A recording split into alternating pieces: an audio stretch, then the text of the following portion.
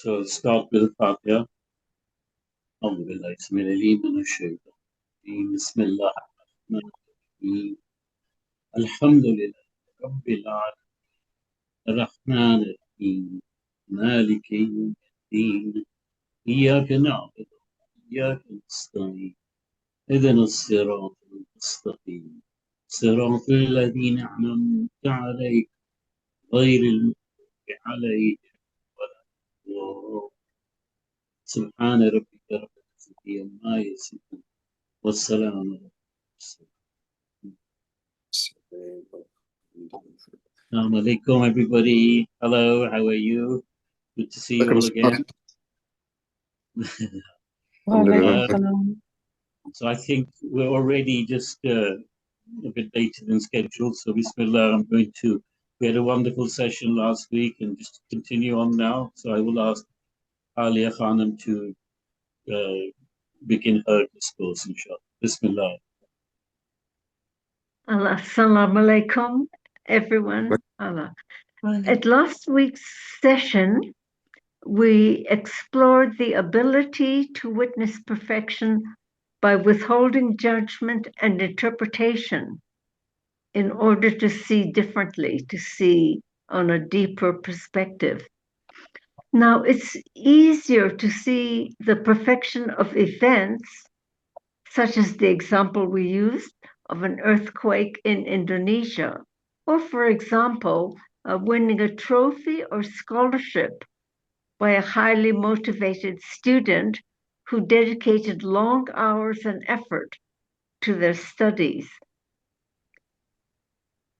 But when it concerns matters of global suffering, conflict, and loss, it often is much more difficult to witness the perfection underlying such events. In today's session, we will explore how faith, Iman, makes witnessing perfection possible. Now, faith in God does not require us to call suffering good or to deny injustice. No. Rather, faith changes the depth from which we encounter both suffering and loss. Iman, faith, makes it possible to hold two truths simultaneously. We think this is painful, and this too is within the knowledge, wisdom, and presence of God. Without faith, we tend to judge an event from the narrow perspective of the present moment. But faith reminds us that we see only a fragment of a much larger unfolding. What appears meaningless or fractured may belong to a pattern whose wisdom we cannot yet perceive. So Iman allows the possibility that compassion may be present in forms that we do not recognize or understand. This does not mean that every hardship will eventually produce a pleasant outcome. What it means is that God's mercy is not limited to what we, our ego self, might recognize as being good or beneficial. God's mercy is beyond our recognition and labeling of events. How can this suffering, so faith eventually changes the question from how can this suffering be part of a perfect world? Instead, we ask, can I trust that whatever I cannot see is within a wisdom greater than my own? And this is where tawakkul, trust and reliance on Allah, becomes important. It means trusting and relying on God even when the wisdom remains hidden from us. We do not witness perfection because we understand why everything happens. We witness it because Our Iman faith allows us to trust the whole even when we can see only a fragment. Perfection is not the absence of suffering, but Iman allows us to see beyond the fragment and to trust in the outcome of the whole.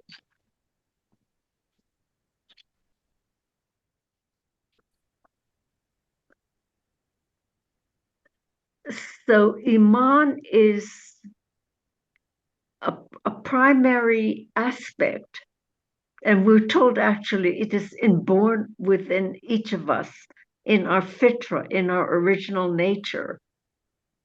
And that Iman is there to help us see the divine order and unfolding in whatever the outer world appears to be. There is a perfection, there is a wholeness, a wisdom, a presence of the divine within all of it, even if we only see but a moment of the entire unfolding. I now want us to look at something that helped me very, very much in understanding the entire discussion we're having, and that is the encounter related in the Quran in Surah Al-Kahf, Surah 18, verses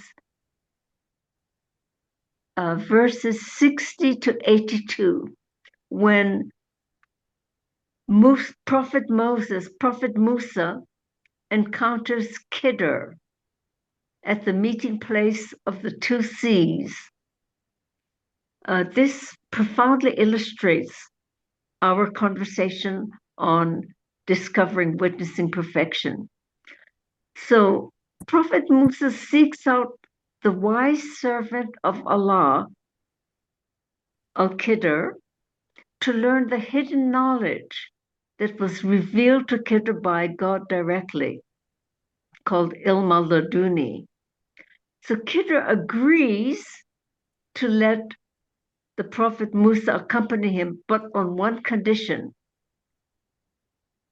Prophet Musa must stay patient and not question any of Khidr's actions until Khidr himself explains them at the end.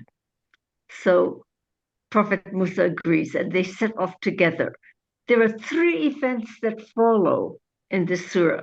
The first being Khidr makes a defect, a damage in a poor man's boat. Immediately, Prophet Musa protests. He says this act is unnecessary harmfulness. What he did not know, but Khidr knew, is that a tyrant king is going around the countryside seizing every sound and intact boat by force.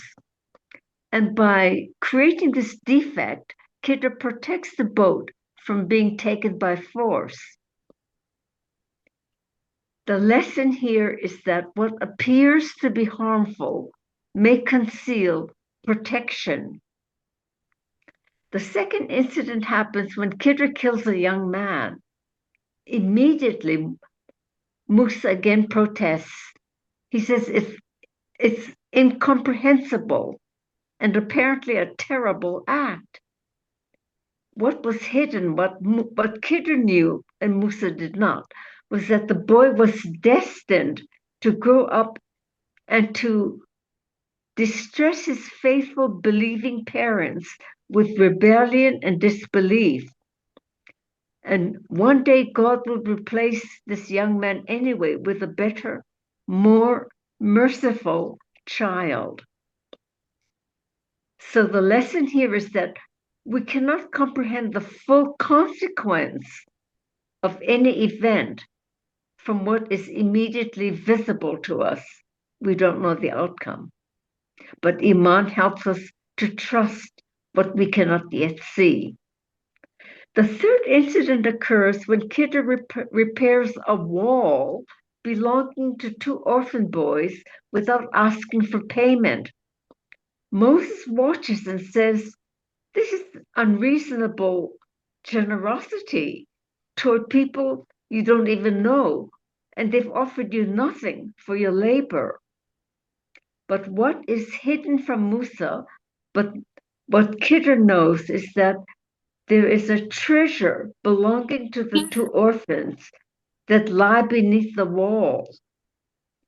The father, a believing man, had buried the treasure to remain protected until the boys reached maturity. So the lesson here is an action whose purpose is invisible in the present moment may be serving a long-term future outcome that we cannot yet see. So in this sequence of events of Prophet Musa and Khidr, we are given an illustration of how Iman, trusting in what we cannot yet see, can allow us to eventually arrive without blame or judgment, without pain, suffering, hurt, and self-infliction, without keeping to a narrow perspective, but widening our vision, deepening our knowing that through Iman, we can trust in Allah, in God's unfolding, in the wisdom of the divine, which means we can actually trust life. What we introduced last week, which is critical, of course, to be a shahid, to genuinely participate in shahada witnessing, is to let go of the natural tendency to judge and to interpret, or what we call the wahima, the inner sense of the wahima, where we give meaning about what we perceive before us. And often that meaning is based on just a fragment of the total divine unfolding, the perfection within it that we cannot yet see. And tonight we introduce the aspect of our own faith and Iman that makes possible witnessing perfection, just by trusting that there is a greater unfolding in life beyond our perception of it.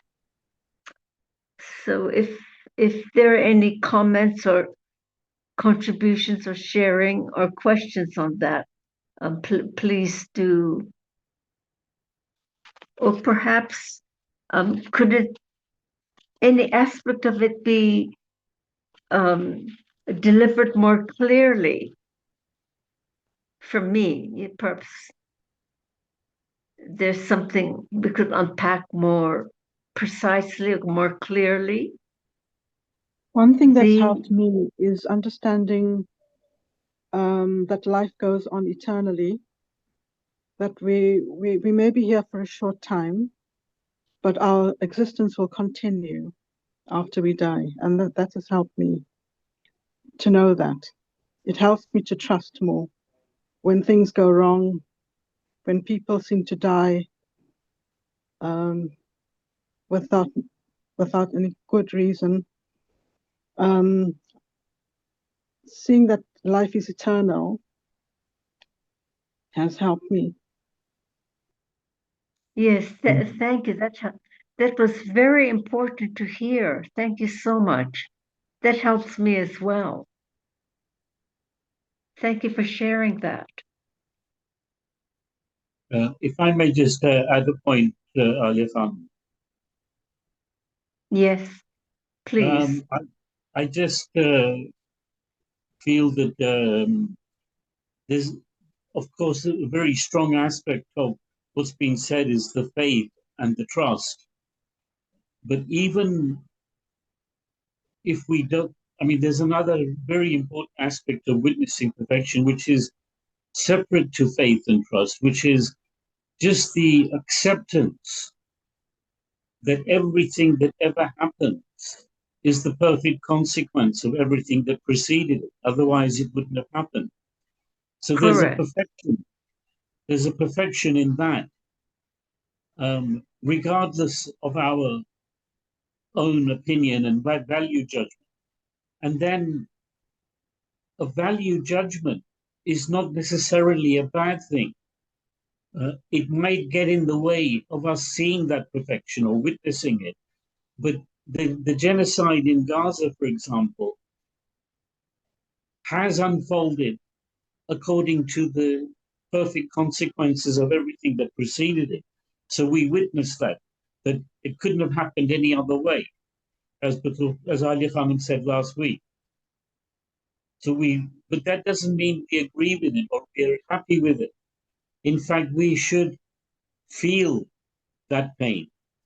If we have humanity with us, we should feel the pain and injustice of it. And that value judgment, I think, is necessary.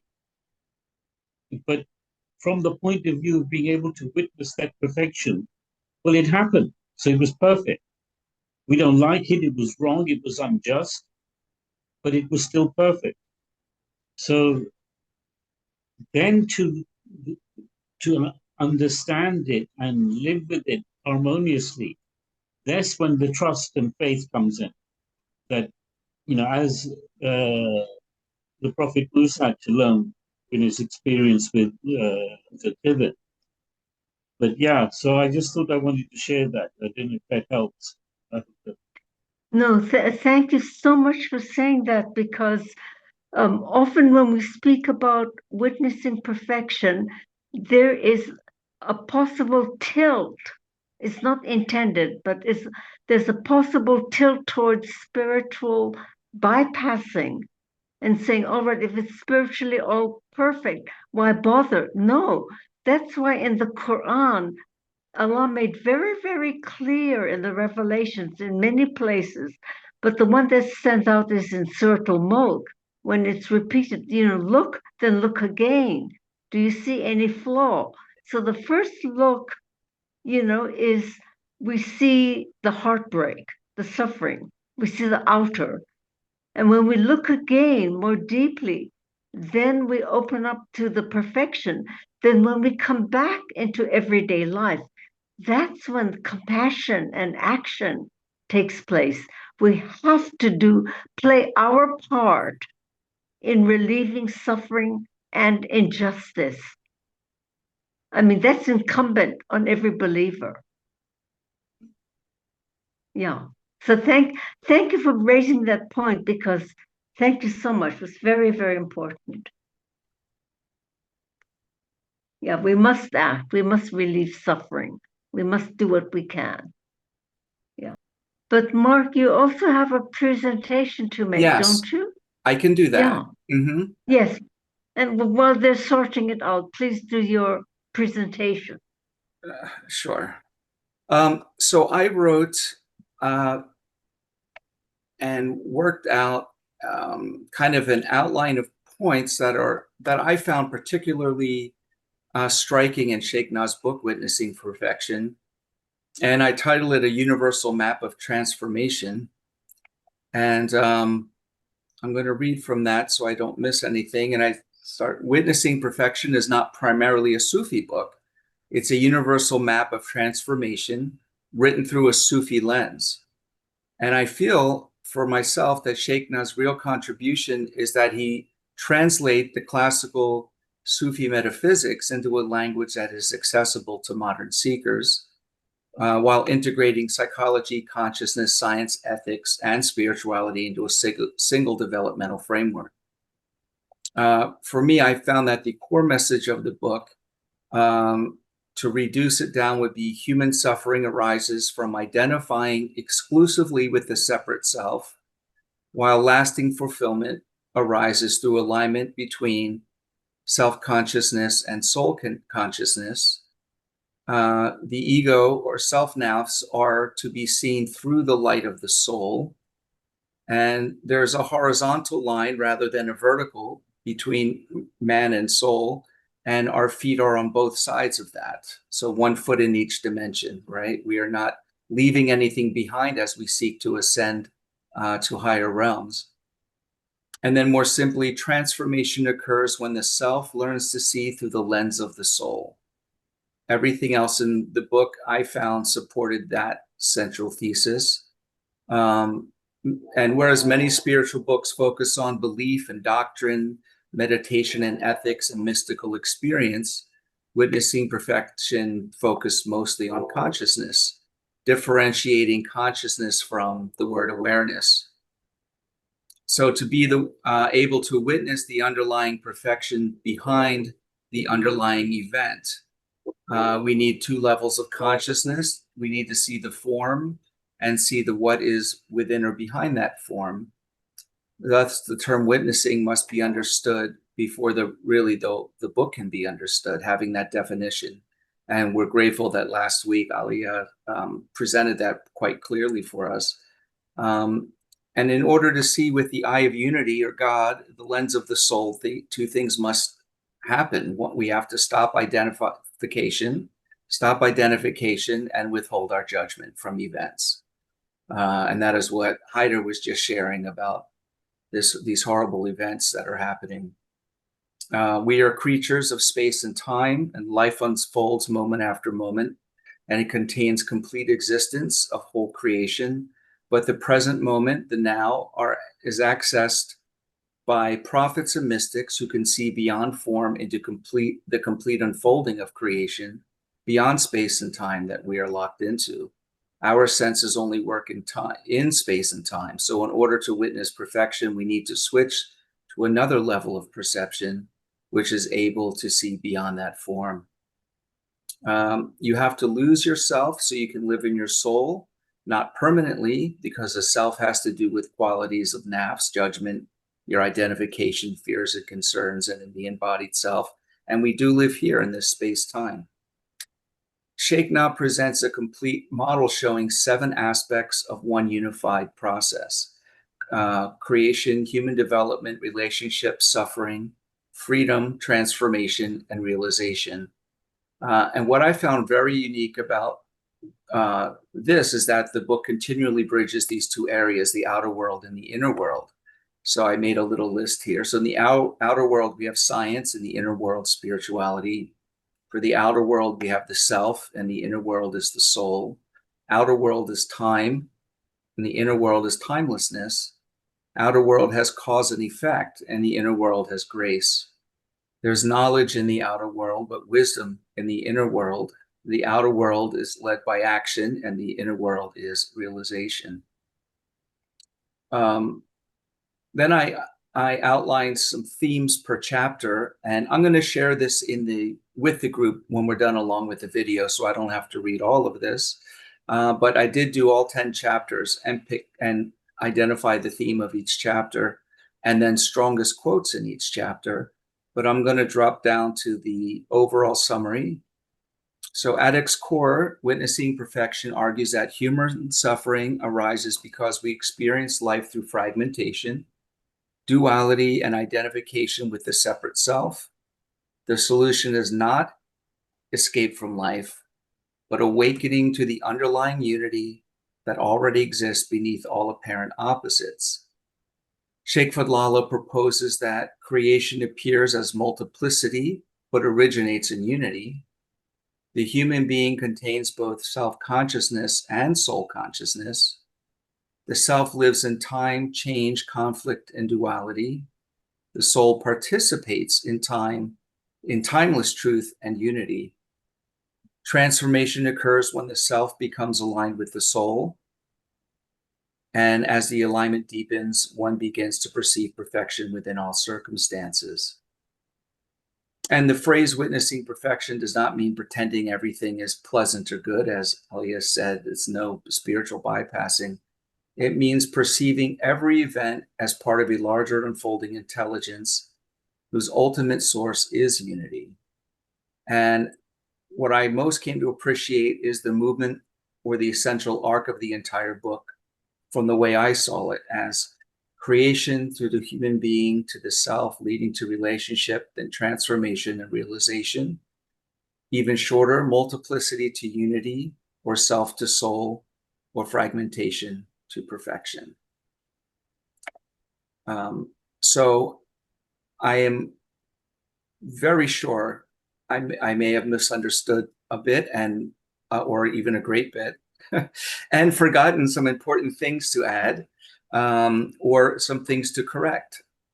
So if Alia or Haider or someone would like to maybe comment at any point, that would be terrific. Thank you so much. Thank you, Mark. I think that was a good summary of those chapters, and I think I'm grateful you shared that essence of what you got from it.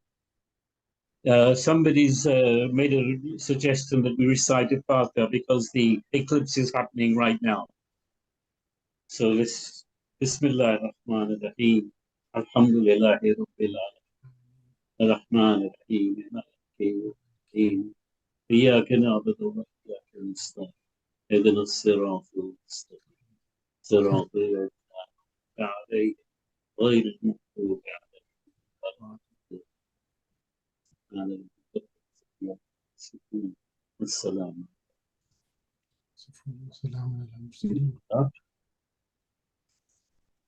Thank you, Haider. Yeah, thank you, Zubair, for suggesting that. In the event that we're unable to get this breakaway groups sorted, it's important to be reminded that we don't have total control, possibly any control at all. Yes, almost no control at all. Bismillah, I'm going to, whilst Mark still tries, I'm going to ask anybody who can, if they can volunteer to share some of their own reflections. Abdul Salam, Bismillah. Alhamdulillah. Your picture suddenly came up. So Yeah. I'm sure I'm expecting you to share some of your wisdom. According to Zen terminology, the perfection is absolute truth, and the relative truth is the absolute truth is La ilaha illallah, and the relative truth is Muhammadan Rasulullah. So the perfection is in the La ilaha illallah, the absolute truth, and what we see as cause and effect is the relative truth, where we have to take action and put what's wrong right. Alhamdulillah. I'd like to invite others to comment on that. I also have a short video by Shaykh that I did click the wrong one last week. That was right for some people. Well, I have the actual correct one teed up if we'd like to play that at some point. Why not play that? Okay. Human life is in the zone of dualities, and we are here constantly in need of accepting A or B, good or bad, awake or asleep, generosity or withdrawal, and on and on and on. No one is spared the issue of judgment. You have to judge. Acceptable, rejectable, healthy, unhealthy. Somebody who is basking in the joy of the knowledge that Allah is in charge, and somebody is all the time trying to interfere and improve on something or another. No. It's in our nature. You can't stop that. Now, the light of the higher consciousness, which is the source of conditioned consciousness and judgment, the light of that consciousness is there always. But once I'm in this zone of duality, I want to see that wider, deeper domain of pure consciousness. Now, the only way to do it is not to deny judgment. Easy to say to somebody, don't judge. We have to judge. I like it, I don't like it. Is the right time for it? It's not the right time. It's winter, it is summer. So judge it and then put that issue down. Stop judgment. Try and see things for what it is. without you having already put a lens to see it the way you want to see it. Then you may see it, no, it has another dimension. For you, you judge it, it's not for you. But it's happening because everybody else needs to suffer or have illness or lose or whatever. It's not for you. It is the divine unfoldment of this amazing earthly experience of life, which is going through over billions of years until it reaches back to its origin, which is also its destiny. So judge and then stop judging and then witness, witness, witness. Then it's clear. I have a question based on what we're talking about. Is that if we see, we were talking about the genocide in Gaza earlier, and we say, okay, that had to have happened because all of these steps for maybe decades or 100 years, every little thing has led that nothing else could happen but the way it's happened right now. And I also think that millions of people have been doing salah and praying every day for those same hundreds of years or thousands of years. And there's also been good actors trying to do good and positive things, but it seems a lot, or this might just, you know, be my own thinking, that why does the bad stuff seems to have more power than the good stuff a lot of times? Like, why couldn't the million people praying, all the Muslims praying, and the Christians and the Hindus just praying for peace all around, outperform the guys in office and trading money and being, you know, bad people and greedy and trying to grab land and suppress people? Why is it that we always see this kind of, you know, the negative come out before Superman goes down, before he comes back and saves the day? But I guess if we're talking about there's this, you know, there's the afterlife, then we say it's really doesn't matter because, well, hopefully we're doing the things that'll get us there. But there's so much suffering here. How many more millions need to pray for it or do things to prevent that? Like what else can we do to help prevent, so that the only thing that could possibly happen is peace? Yeah, alhamdulillah. Yeah.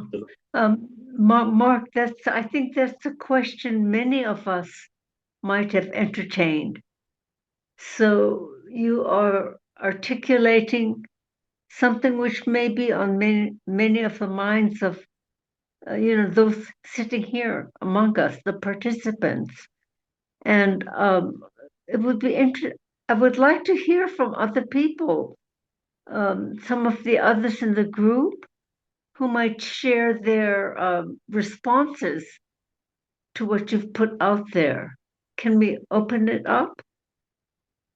I mean, I have an idea, but I'd rather hear others who might feel strongly about this.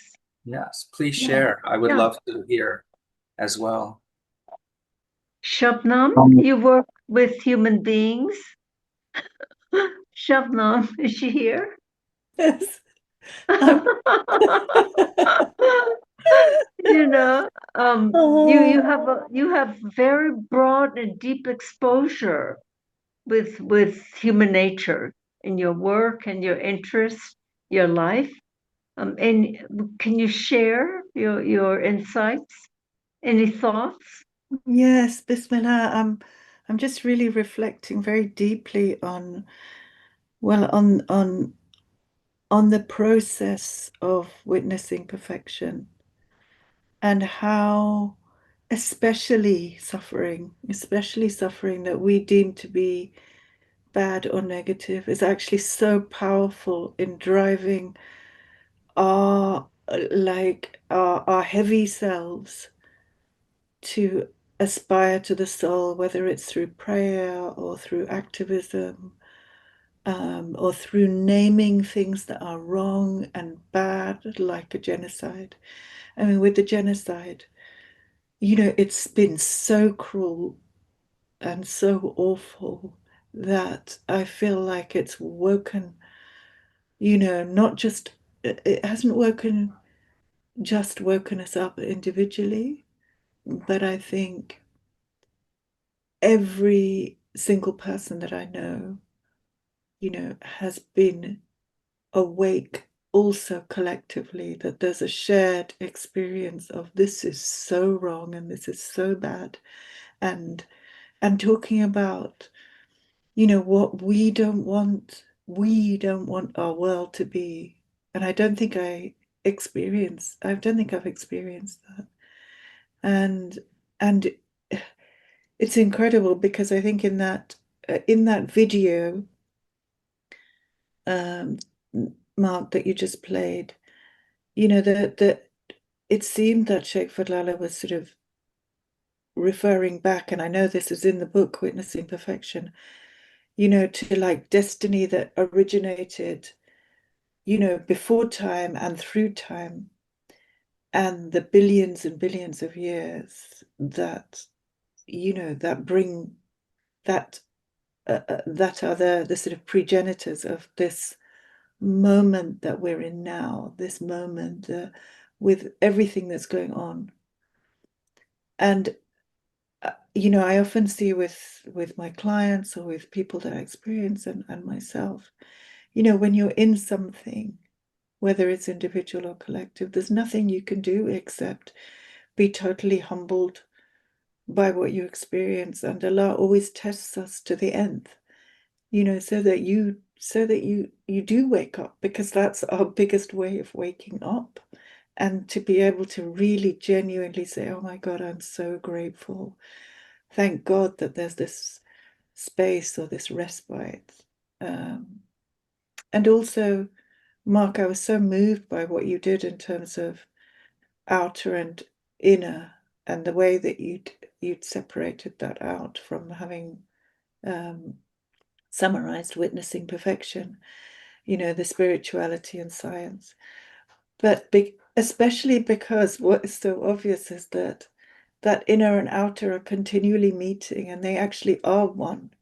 And that was what Shaykh Fadhlalla was saying in terms of the experience of Witnessing Perfection. And earlier, what you were sort of saying, that that searching for, and that longing for, and that wanting perfection in whatever limited way we understand it, and inshallah, I think, also the other side of this that perhaps we haven't mentioned so much is that, when you're paying attention to the state of your heart and trying to attend to states of balance or goodness or purity, or not just like not just bypassing, or not just obeying your lower self, then I think, that it's possible to have more insight and more acceptance and more humility and more love and more generosity. And those are states of melting, like how I feel it is, they're melting states when the boundaries that fragment existence and our perception like just melt away, and you can maybe live better, or live more hopefully, or live more lovingly. Yeah, I mean, I think, I'm a bit wordy and a bit long-winded, but anyway, that's the way that I work. Yeah, that's how I saw it. And also, just to say, like, that, earlier, what you were saying about how we see things so fragmented, and with Moses and Kidder, I mean, it's, we can't help but judge, but also a sublime arrogance to think that our limited senses and our limited perception can comprehend a whole universe. I mean, we're just seeing the eclipse, and I was just like, Abdullah just showed me a picture that he'd taken, and I was looking out the window, and Abdullah covered my eyes and said, "You're not supposed to look at it, you'll hurt your eyes." Because, yeah, like I've got limited eyes. I can't see. You know, I can't see, Oh, and I want gosh. to, you know.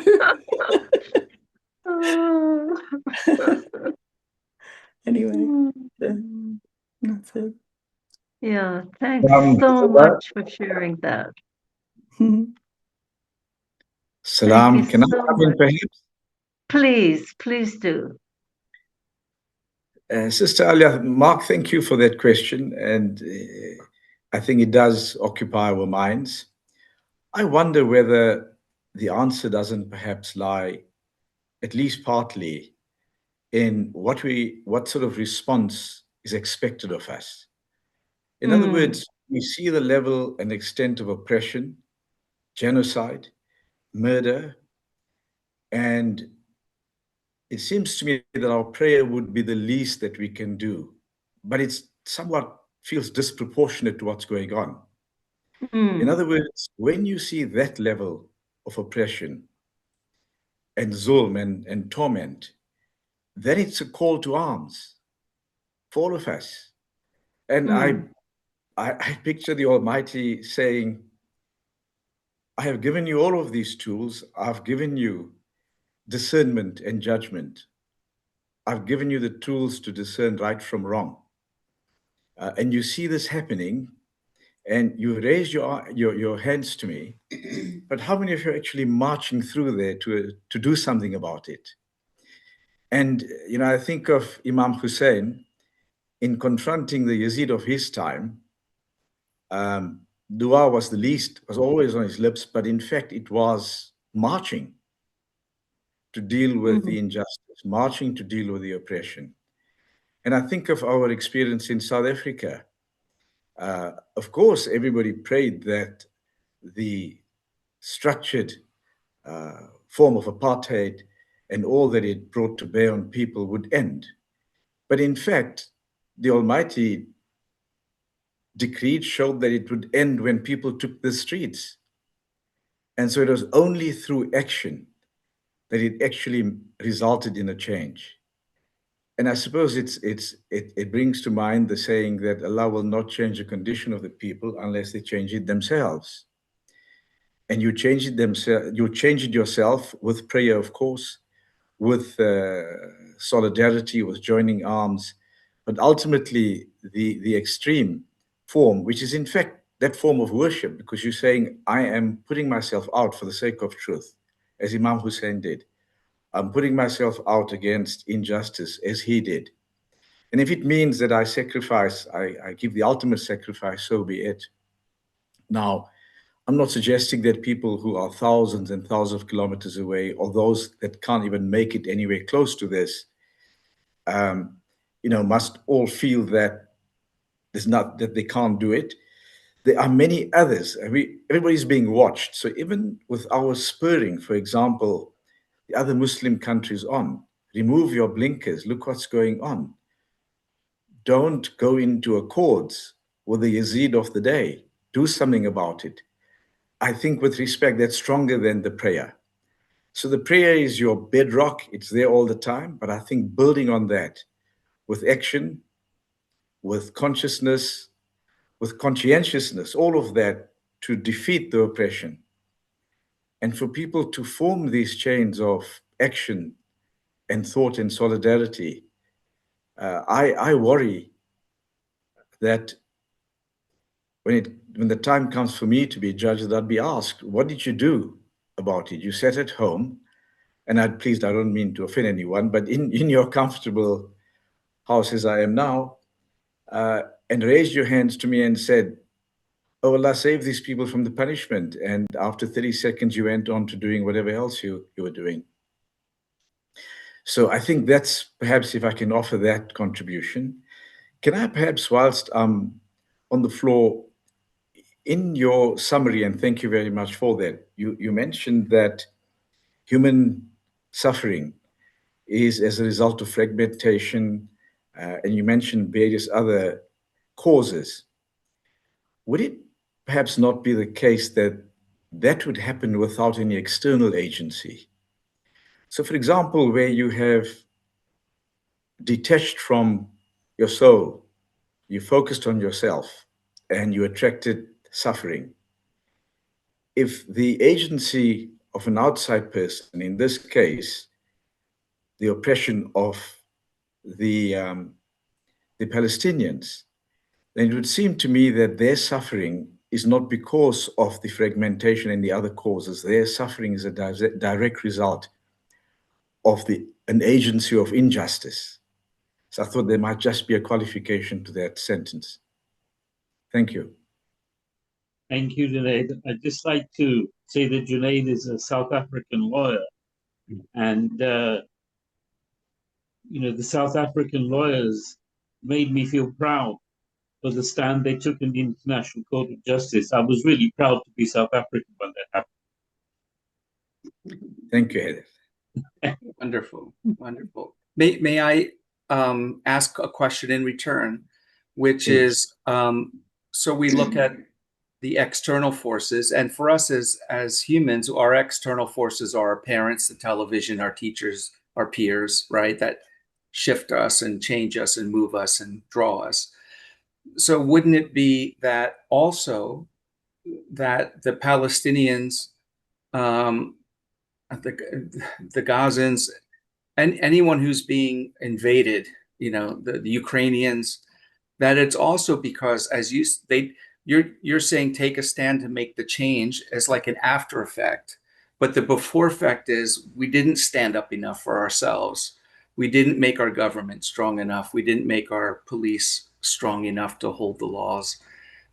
So the perfect moment is that they do get invaded or they do get overtaken. So it's being willing to hold the line and make the change that you want, or to form the society you want along the way to prevent that. So the only perfect thing that could happen is that you're like Switzerland, like nothing happens, you know, you're not being invaded, you're like hands off. Because it's not always just after the fact to change things, you know, it's during the fact to prevent the bad things from happening. And that's also individual decisions to get off the couch and work hard for that, I would assume. Yes. So, either way, it's the bad things aren't good. Yeah. Thank you so much. It helped me think a little bit more about, like you said, praying is not enough, right? We can't ask Allah for everything, right? He's given us the discernment and the wisdom and the knowledge to take care of our own business. Yeah. Thank you. Bismillah, you're going to say something? I'm contemplating whether or not there is something worth saying. The story of Khidr and Musa can, in a way, when we say, well, Khidr would know the reason, it pushes us to thinking that we should somehow know, quote unquote, the reason. And I think we just need to remind ourselves what Ali Khan and the book itself is constantly reminded, that there is a vast, and there are so many levels of influences that bring each moment to its manifestation, that it's almost simplistic. I mean, I think we need to somehow be comfortable with not knowing, but trusting that the brain is for the time-space world with its limitations. As our lovely Shabnam said, I have limited eyes, I have a limited brain. There's much that I will not know the reason for. So it seems that we're being called to a level of tawakkul, of trust in that which we do not, cannot, will not possibly ever understand, when we're being called to this level of witnessing. And it's the kind of helplessness that we feel, the humility that we feel when we're facing the powers that happened around us, the things that happened around us, completely without our permission. There's this secret of being raised up by being humbled. Do you know what I mean? That almost this yearning that we have to achieve universal consciousness or soul consciousness. I think it's interesting that Mark said it was horizontal and had feet on either side rather than seeing it as a vertical, but never mind. Still, are we not being asked to, in each moment, just submit, knowing that we don't know and knowing that we're uncomfortable and seeing that things are seldom seem to be fair, and just accepting that as the reality of life in this realm at this time when we're in a body in the limitations of time and space. It seems that somehow that state of ecstasy and joy that we see in the eyes of our Sheikh might actually be the gift of an acceptance, not an elevation somehow. I don't know. That's the wonderings that were going on in my mind. Thank you so much for saying that.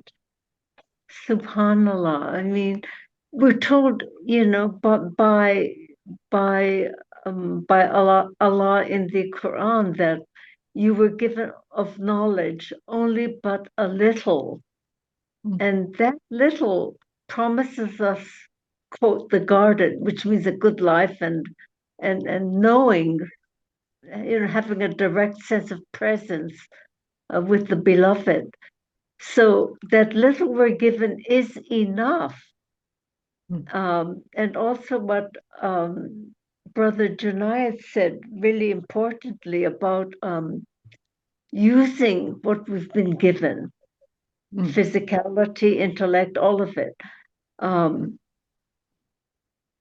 I just feel we really are very blessed, and somehow something is being overlooked.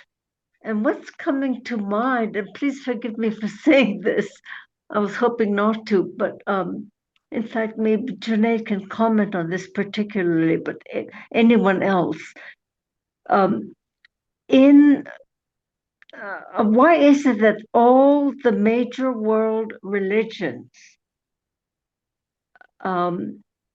frown upon, riba, interest, the economics that are the foundation really of the nafs? I mean, the soul has no need, but the moment we are embodied, the basic mechanism of the nafs, of the human physical self, is survival, which is why the limbic brain is so powerful. We're wired. The first reaction is fight or flight. I mean, we know this.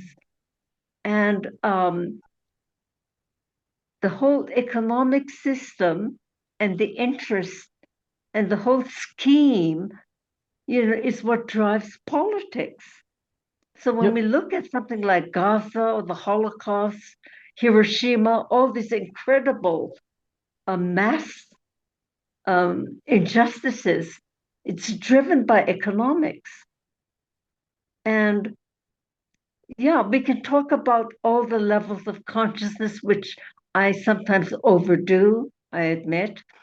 But I think the real elephant in the room that is difficult to talk about because we are all embedded in the economic system, whether we want to be or not. I mean, try canceling your credit card or your insurance, and then you fly to Heathrow, you want a cup of coffee, and it's a cashless environment. They won't take your cash. You have no credit cards anymore. I mean, the whole system is set up in such a way that that whether we want to be part of it or not, we're embedded in the entire system. I'm sorry, I didn't mean to really go into global economics, but I think at some level, that is the elephant in the room. It's what's making, for example, my own government, America, behave the way they do. Totally devastating. Okay. Thank you. Sorry about that. Thank you. Thank you. I keep asking what it is that I see in the eyes of a mother that's holding a bag with pieces of her child, and then saying Alhamdulillah and referring to Allah. I keep getting a sense that I'm seeing through her eyes the akhirah. And it's not, so, I'm going to wear good shoes in heaven, but it's just seeing, I think somebody else brought up the fact that this period in a body on this little rock is a very small part of the eternity that our reality is, that we are. Our ruh is eternal. And this time actually that it spends energizing a nafs is important. And it's very important, the decisions we make at each moment. And we are either the oppressor, or the victim. Mostly we're the oppressor with the decisions we make. As you said, it seems we don't have much choice in the decisions, but even small choices in the moment can matter. But there's something about the eyes that the people in Gaza seem to be seeing through that have informed me about how sort of narcissistic and limited and basically self-interest has been the center of my witnessing and my actions day to day to day to day. And I'm sort of amazed and humbled and yearning and asking Allah to please let me suffer a little bit more. Let me be a little bit more uncomfortable. Maybe not drones, but something, enough discomfort so that I will have that perspective. That I'm actually praying for that, inshallah. Yes, that iman that we see coming out of the Palestinians, and now we see it in Iran.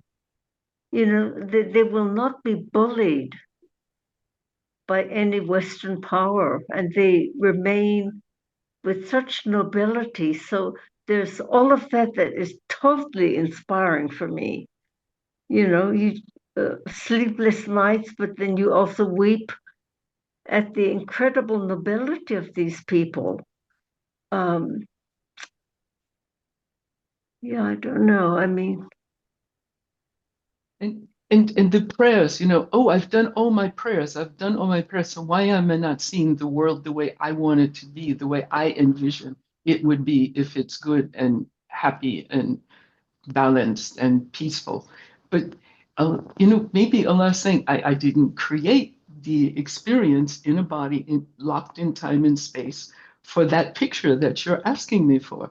I created another experience for you that will have you on your knees in tears, begging for connection rather than comfort. Maybe this experience is very different than we imagine, and the potential is greater than we can even imagine. And the discomfort is possibly the biggest gift that we can be given. And we can just ask in each moment, like Shaykh Fadhlalla says, do your best. I really love that. It's like, even if my best is not very good, that's all I can bring in the end. As Junaid said, when I stand before Allah, may I please Allah at least say that I did in each moment do my best, inshallah.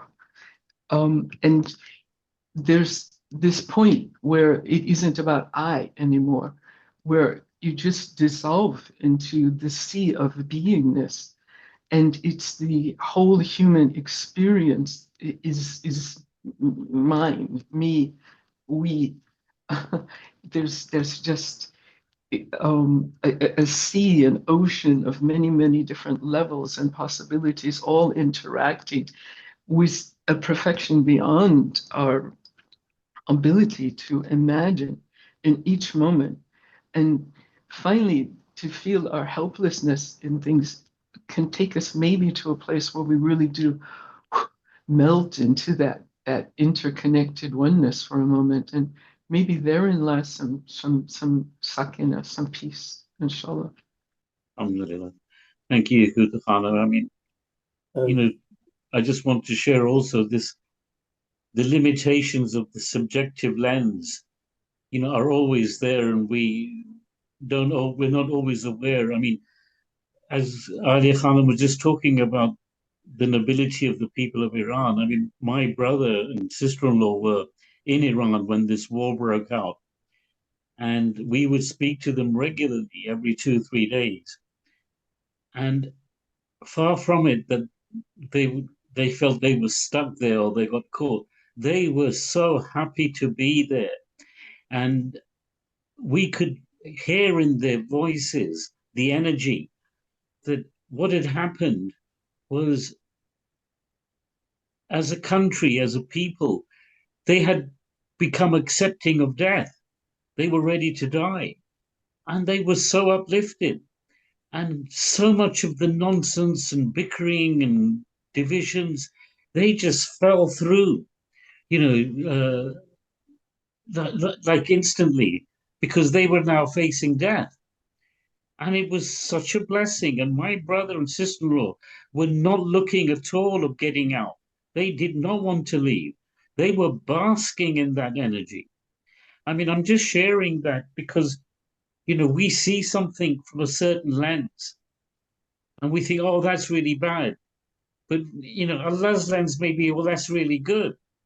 We just don't see it, and I mean, when I went through my physical suffering 3-4 years ago, it was horrible going through it.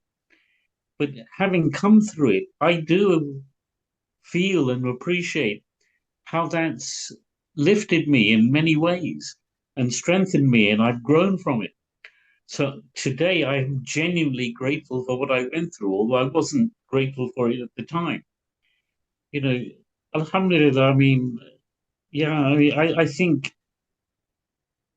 I really hope that, I certainly feel that these conversations are leading us to a much better understanding of witnessing perfection than we had before. I really feel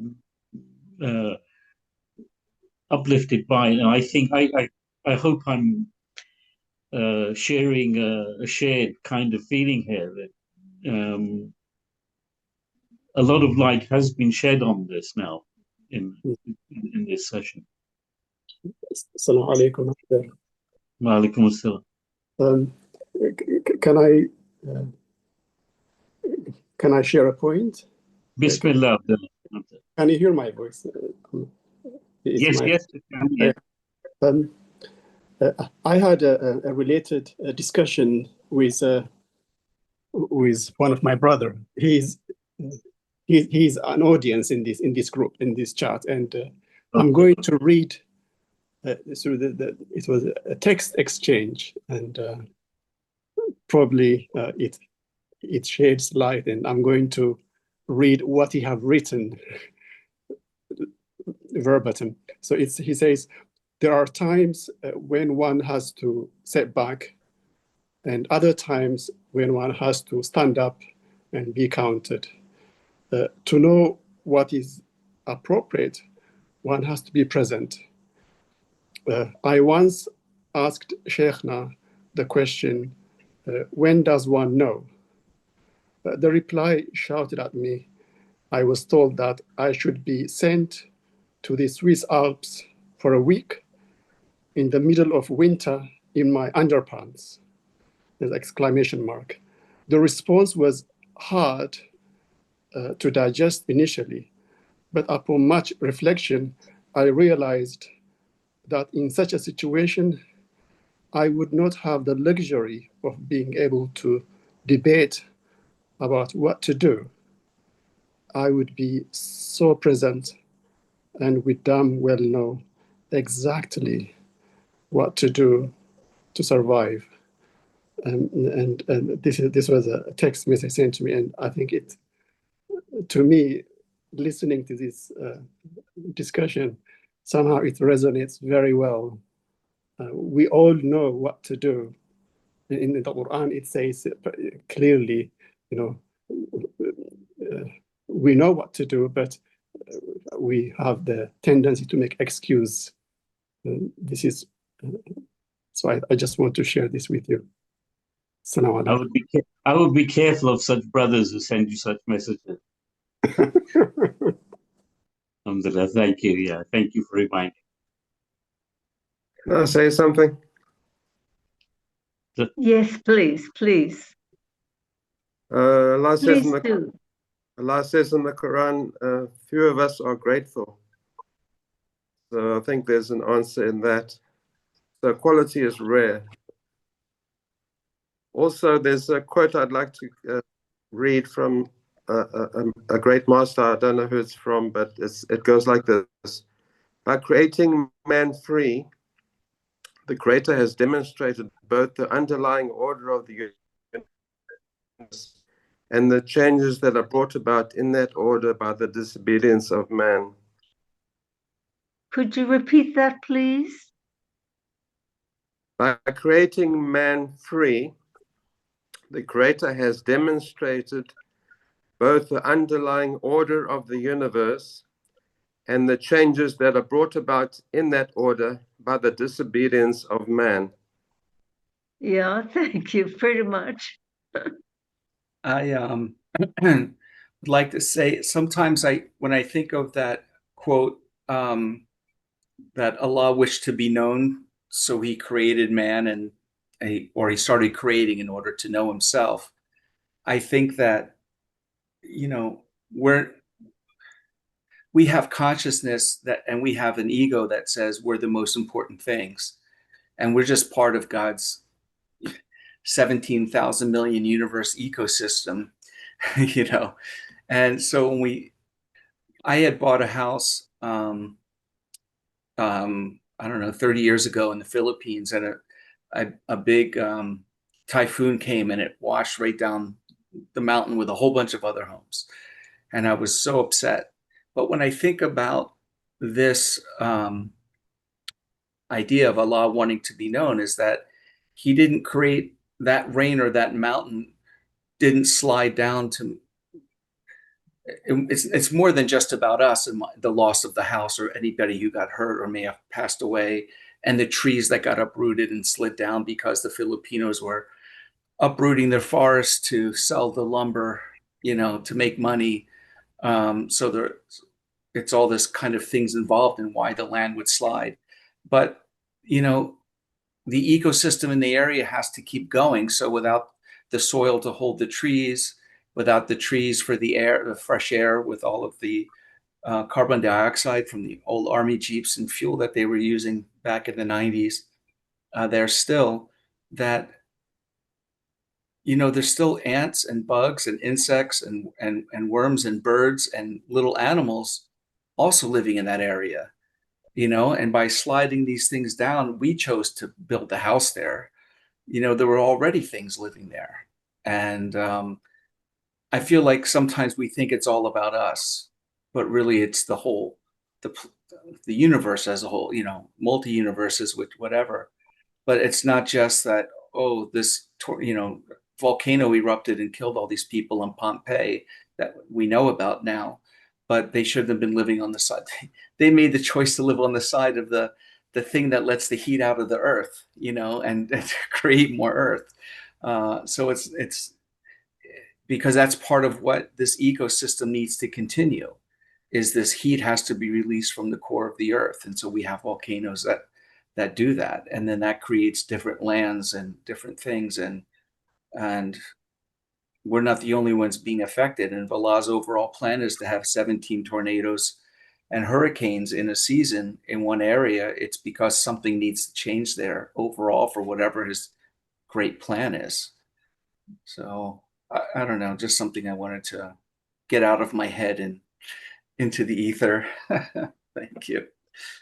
Alhamdulillah. I think, Alia Khanum, would you like to make some concluding remarks?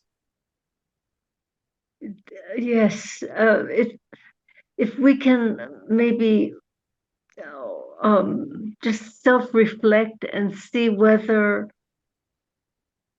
going through the exercises of these 2 sessions and being able to kind of step beside ourselves, withhold judgment, and not conclude what an event means, what the meaning of it is, and just observe, seeing without our filters, seeing what is unfolding before us.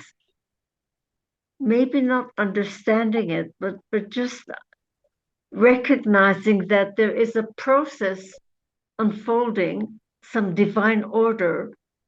I don't mean, there is something greater than our own understanding of it that is happening around us, and we're part of it.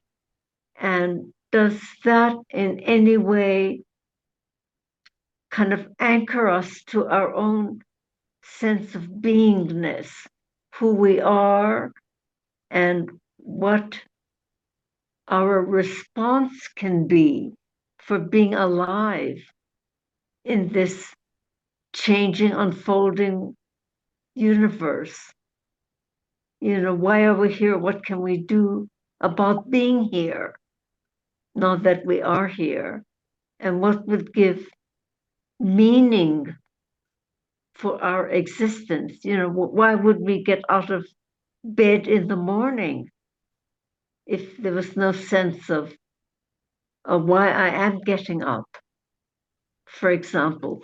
So really just an invitation for all of us, myself included, to reflect on what we've gone through and how we might be able to take it forward in our life, if it's been useful, with our relationships, families, people we work with, strangers we encounter, in every way, has something about understanding who we are has been enlarged or deepened by going through these 2 sessions together as a group, all of us reflecting and learning of each other.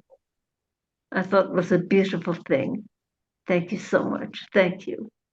Thank you, Alia Khanum. I think those were really excellent words to conclude with, and I think I don't want to dilute them, and I think I would like everybody to leave with those very much in our minds and hearts.